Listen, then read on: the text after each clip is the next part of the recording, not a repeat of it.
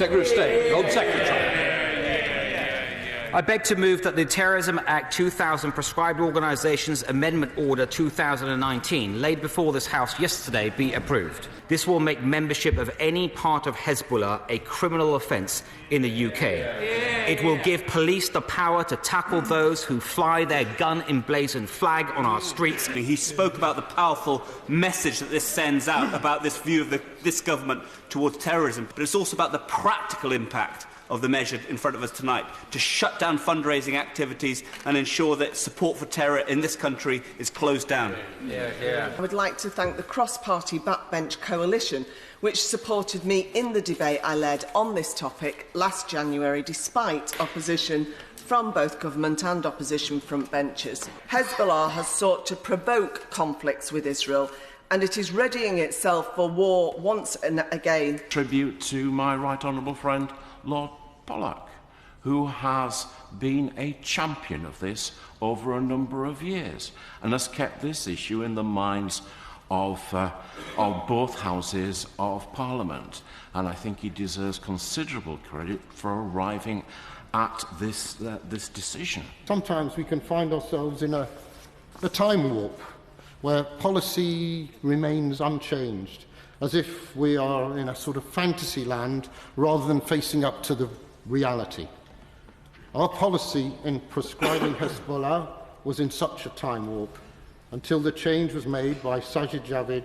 In that context, does my right honourable friend, the Home Secretary, share my surprise and confusion over why the front bench opposite cannot support the prescription of a group that promotes murder and racism? I mean, I can't obviously speak for the views of the official opposition. They will get an opportunity in a moment to set out their views, and the public will be able to draw their own conclusions. We are not opposing the motion, but what I am seeking to do is to provide scrutiny of the government's position. It's a perfectly reasonable position. The Home Secretary stated in his letter setting out the reasons that Hezbollah as a political entity in Lebanon has won votes in legitimate elections and forms part of the Lebanese government. In the new government of Lebanon, the health ministry is held by a member of parliament, I believe, from Hezbollah, and the Ministry of Finance has an ally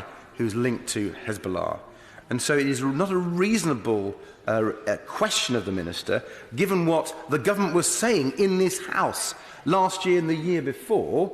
What has changed in that political assessment? Member for Kingston asked why now. There is secret intelligence. I think the House understands why we can't share it. There is no place for terrorists or terrorist apologists or terrorist organisations in UK society. There is a long and proud tradition, a strong and proud social democratic tradition in the Labour Party of confronting and facing down murderous, hateful ideology.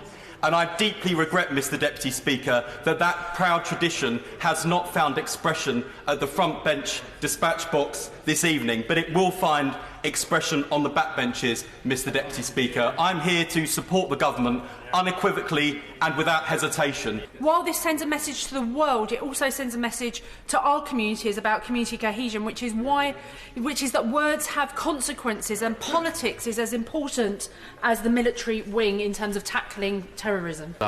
Does the Labour Party, the official opposition, support the prescription of Hezbollah, yes or no? If it hasn't been clear, Mr Deputy, I just want to give an opportunity. The Shadow Minister wishes not to take it.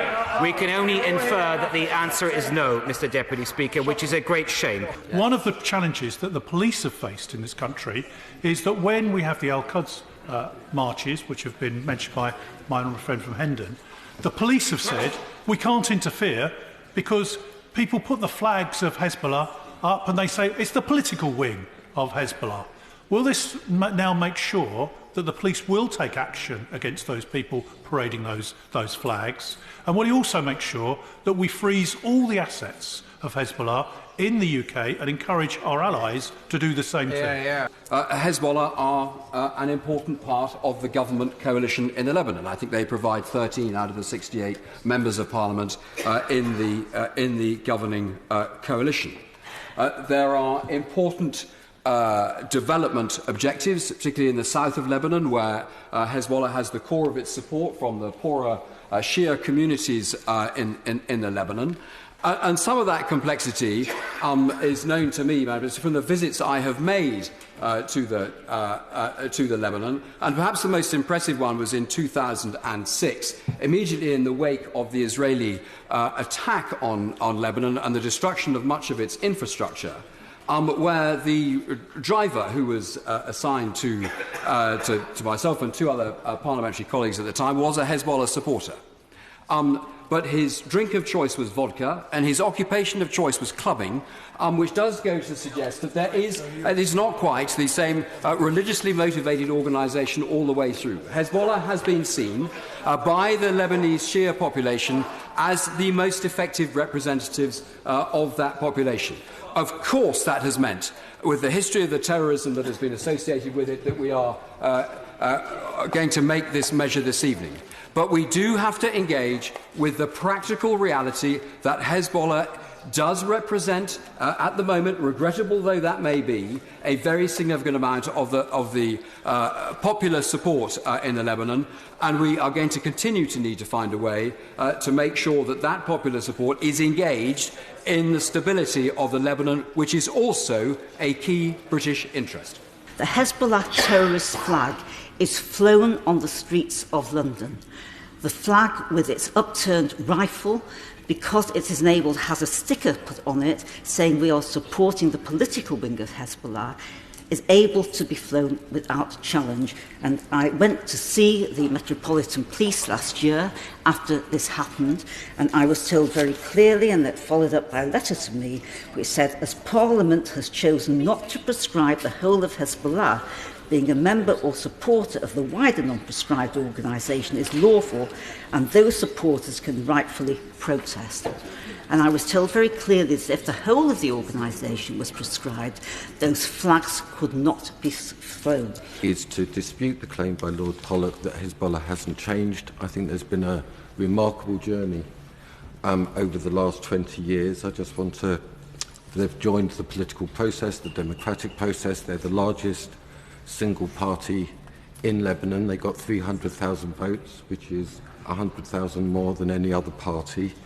They've played a key role in brokering a broad-based coalition government there. It hasn't been mentioned today, but Hezbollah has also played a very significant role in restoring the synagogue in Beirut, which they did too. That it would be, I just asked the House to reflect on maybe that it would be foolish to block conversation with them, a possible negotiation with them, and I just asked the House to reflect on that.